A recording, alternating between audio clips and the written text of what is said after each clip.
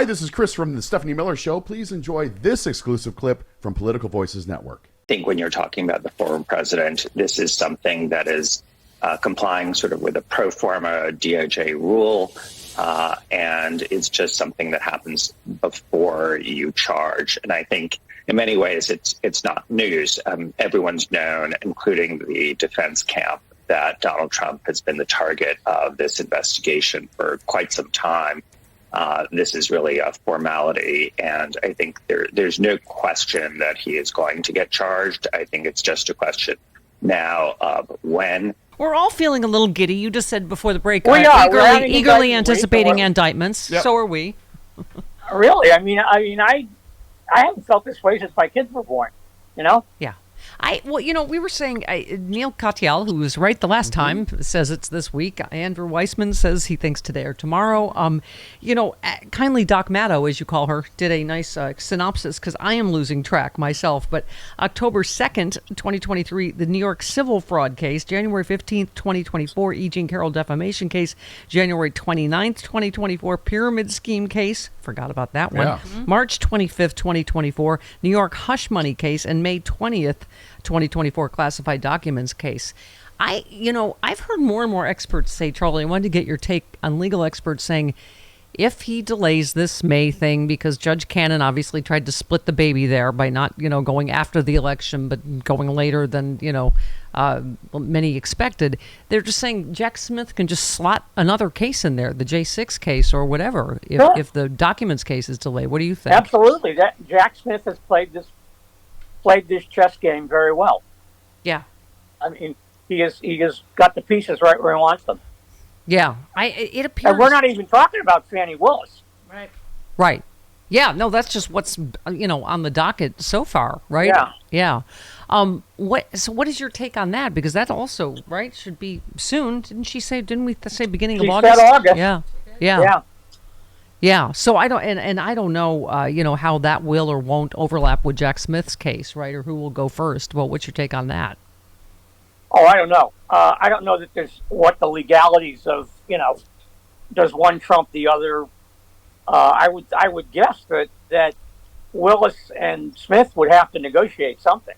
Yeah, I am not of the group saying, oh, this helps Trump, or, I'm just, I'm looking at just the latest polling showing Biden way up, even with a third party candidate. I know it's super early and all of that. I refuse to believe that in the real world, among like independent voters, him being a bigger and bigger crook is going to benefit him. Well, I don't care at this point. Yeah. I want justice. There's that. I want the justice system. Yeah. I want the justice, let justice be done though the hairpiece falls. Well, we were talking about how they've become just sort of lawless all the way up to the Supreme Court. And you wrote a piece that takes some major cojones to defy the Supreme Court, but Alabama's doing it. You have to be impressed by the big clanging brass ones demonstrated by a state legislature that won't take an order from the Supreme Court for an answer.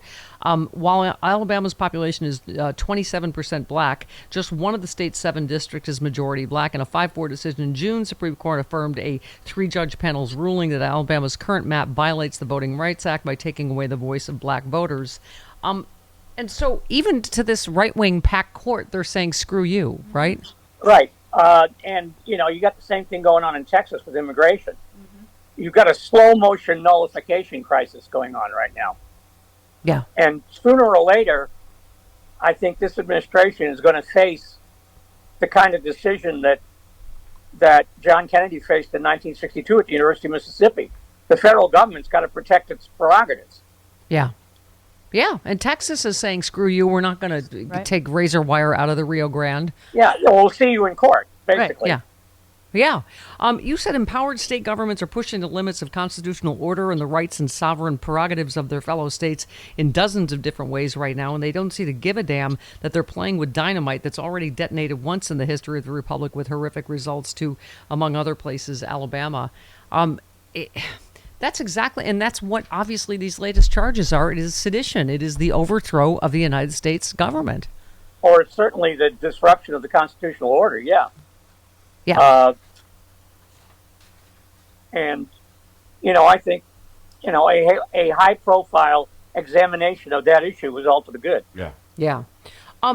you, what are we calling it now? Is it called X? I love, first of all, he didn't make sure that he had the patent for the he doesn't X. have it. Right. It's not, that's right, even doesn't funnier. Microsoft own it? Somebody And then does. also, he didn't have a Microsoft permit. owns some uses Yeah. of X, and Meta owns Meta. other Right, uses Yeah. of X. So And he also- Zuckerberg he- against him Yeah. again. He also didn't get a permit to have the Twitter bird removed from the building in Right. San Francisco. He didn't have a permit for the heavy machinery. I mean, oh my God, with this guy. But Yeah, yeah, I wonder if Exene Cervenka and Billy Zoom are going to sue him. Right? you Exactly. go. Yeah. That's the only X I recognize. yeah. love- Stephanie doesn't know who that I is. don't know what that is. But who's the Linda? Somebody from X tweeted yesterday. X is the future state of unlimited interactivity, centered in God. audio, video, messaging, payments, banking, creating a global marketplace for ideas, goods, services, and opportunities powered by AI. X will connect us all in ways we're just beginning to imagine. And you said, I think my technobabble universal translator just blew a gasket. Right. Also, We're like, really? We're going to give you our financial information? right. I don't Yeah. think so. Don't give Don't Elon do Musk that. your financial information. No. Yeah, this is the next step. The next step past Bitcoin, Yeah. Yeah. Yeah. which was give me all your money because I've invented new money. Right. Yeah. Charlie, I was talking about AI. So the president said yesterday new commitments by Amazon, Google, Meta, Microsoft, and other companies that are leading the development of artificial intelligence technology to meet a set of AI safeguards brokered by his White House as an important step toward managing the enormous promise and risks posed by the technology. Biden announced his administration had secured voluntary commitments from 7 U.S. companies meant to ensure their AI products are safe before they release them. Some of the commitments call for third-party oversight of the workings of the next generation of AI.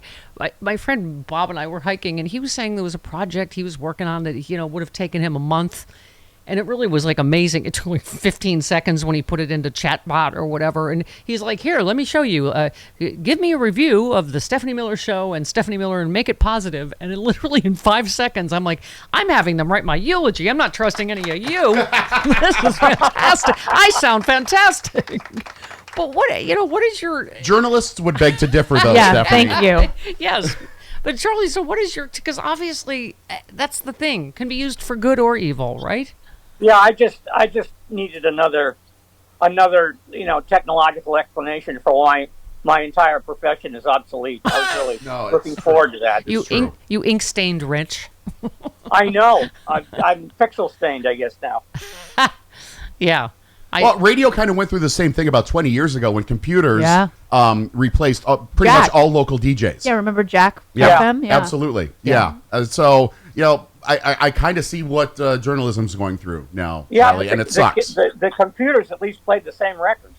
Yeah. Yeah. But I mean, You know, how they do you? played real records. Right. They didn't play like themselves singing, Afternoon Delight or Right. Midnight at the Oasis. Yeah. But they made it possible so that many people could be, or like one person could be many DJs in many cities all at once. Yeah. And, Yeah, I remember that, yeah. and it ruined local radio forever. Yeah. And Well, back in the old that days, I used to go indicates- get fired that myself from all indicated- those markets. Yeah. No, that and syndicated talk shows. Well, that Yeah. that too. Right. Yeah. Yeah. But Charlie, I mean, it is a little concerning with the election coming up, how AI could be used when we've seen the amount of effery that happened in the with election interference by Russia, etc. Yeah, I mean, it's also alarming that people are so alarmed about it. You can wind up with an electorate that jumps at shadows, Yeah. and that's not good either. Yeah. I mean, where do you fall on this whole spectrum of, honestly, if you look at the polling, and I feel like you just common sense, we should want Trump to be the nominee because I think Biden would crush him. But Do we it want is- to take that but, chance? But when you Right. mention AI and Russia and Yeah. third party and Kennedy and Joe Manchin, and you just don't know the number of factors and our electoral college that could result in disaster. Well, you know that the Republican Party is going to fall in line behind it. Yes.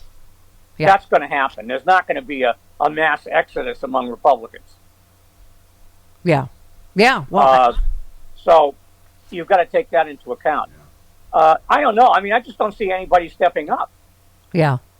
There's We no Respectively. alternative at this point. I mean, we saw that they all just qualified for the debate, the first RNC debate Except in Mike August. Pence. Mike Pence did not qualify. Right, course because of not. fundraising yet. Yeah. But I mean, they're all like, I don't know, 1%. I mean, it is. that part does look the same, right? That there's Yeah, going to be the this flavor huge. of the week is Vivek Ramaswamy or whatever. It is. Bless you. Yeah. He's the new Alina Habba. Bless you. Bless you. The new what? Alina Habba, bless you. What is a Vivek Ramaswamy? I mean, all right. So yeah, He's Trumpier than Trump, by Yeah, the he way. is. I know. Yeah. No, I know. I was saying it's just a constant race to the bottom. With Abbott and the razor wire and pushing babies back into the Rio Grande, and DeSantis with Nazi symbols popping up left and right, and doubling and tripling down on how great slavery was for slaves. And I mean, it's Well, the thing you've got to remember about DeSantis is that he's a complete meathead. yes, Yeah. I mean, he's dumb as a box of rocks. yeah, And everybody in Congress knew it when he was there. yeah. So, I mean, what's the difference? Because he is Ivy League educated. Mm-hmm. I mean, so when you think like, oh, he's not as dumb as Trump, although that's a pretty low bar, right? I think so, but who knows? I mean, it's not like we haven't experienced Ivy trained dumbasses over the last 10 years. Yeah. Well, no, that's true. I mean, we were talking into the whole affirmative action debate, right? We're going, George W. Bush was the biggest dumbass ever until Donald Trump. And, of course, we've known that forever. The people with the name or money got into those schools not because of intellect. Right, but they get the certification, Yep. Yeah. the credential. Yeah. Yeah, I mean, Ron DeSantis is just, I don't even know what to, he's just, and he won't even own it, right? He's like, oh, I didn't do it, was his first thing on Right. the teaching of slavery, like, oh, I didn't do it, but oh, here's why I think it's good, and it's like a weather vane, right? Mm-hmm. I mean, Well, not just, I mean, when you talk, I think the classic one is Senator Foghorn Leghorn from Louisiana. Oh, John Comer. Kennedy. Oh, Kennedy, yes. Madam and Flowers. He's Yeah. a Rhodes Scholar. Yeah. Yeah. I mean, and he comes across like, Sam Drucker. What do you call him? Senator something T. Jubilation of Hooterville? What's... Jubilation T. Cornpone. From Little Abner. That's it. Okay. Okay. All right. Well, God bless us, everyone. Happy Indictment Week, we hope. Let's- Say goodbye to your Hey, lover. let's stay tuned. Andrew Weissmann is out there somewhere with the news. I know. right. Exactly. All right. Love you, Charlie. See you next week. Later. There it is, my first drink of the day, Z-Biotics Pre-Alcohol Probiotic. Many of you know my story. I stopped drinking wine for 3 years during COVID, during the lockdown as part of a health reset. Now I drink wine in moderation, but this is an amazing new product. I've always believed in probiotics. And Z-Biotics, check this out. You drink just one of these. It's the world's first genetically engineered probiotic. It was invented by PhD scientists to tackle rough mornings after drinking. I am using this and I feel great in the morning. I don't have to worry if I have an extra glass of wine, I still feel great in the morning. Here's how it works. When you drink, alcohol gets converted into a toxic byproduct in the gut. I've always had acid reflux problems. It is this byproduct, not dehydration, that's to blame for your rough next day. Z-Biotics produces an enzyme to break this byproduct down. All I know is it works. It is Z-Biotics Pre-Alcohol Probiotic. Go to zbiotics.com/politicalvoices or scan the QR code on the screen right now.